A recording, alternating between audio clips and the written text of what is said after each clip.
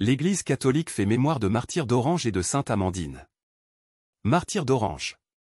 Des femmes martyrs de la fidélité totale au Christ, il y en eut en tout lieu et à toutes les époques, depuis les saintes des premiers temps de l'Église, Agnès, Agathe, Cécile, Lucie. Aujourd'hui, 9 juillet, le diocèse d'Avignon se souvient aussi des bienheureuses martyrs d'Orange, de 32 religieuses, condamnées et décapitées sous la Révolution française, en juillet 1794. Il y avait aussi parmi elles, 5 sœurs Ursulines qui toutes portaient le prénom de Marianne. Quel fut le motif de leur condamnation? Pour avoir voulu détruire la République par le fanatisme et la superstition. Sainte Amandine. Sainte Amandine nous est proche, elle est du début de notre XXe siècle. En effet, le 9 juillet 1900, une religieuse de la congrégation des franciscaines missionnaires de Marie subissait le martyre, en Chine, pour la foi au Christ.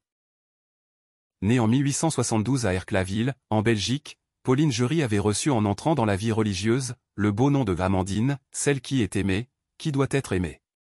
La jeune missionnaire avait été, et pour cause, surnommée par les Chinois la Vierge européenne qui rit toujours. Elle allait très tôt mourir martyre en périssant sous les coups des Boxers.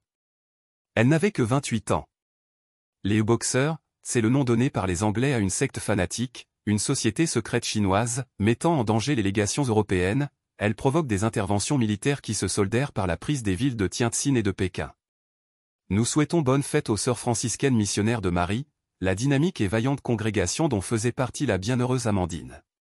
Cette congrégation venait d'être fondée en 1877 par Hélène de Neuville, mère Marie de la Passion. Martyr d'Orange, sainte Amandine, priez pour nous. Évangile. Allez plutôt vers les brebis perdues de la maison d'Israël. Alléluia. Alléluia. Le règne de Dieu est tout proche.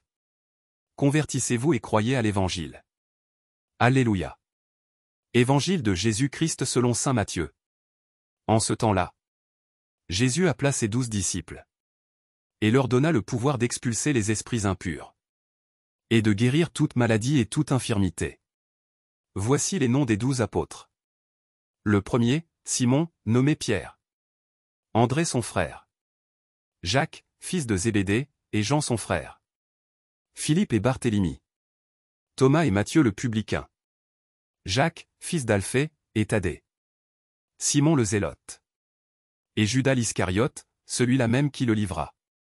Ces 12, Jésus les envoya en mission. Avec les instructions suivantes.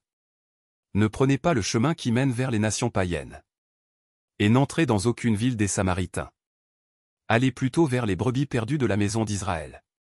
Sur votre route, proclamez que le royaume des cieux est tout proche. Acclamons la parole de Dieu. Louange à toi Seigneur Jésus.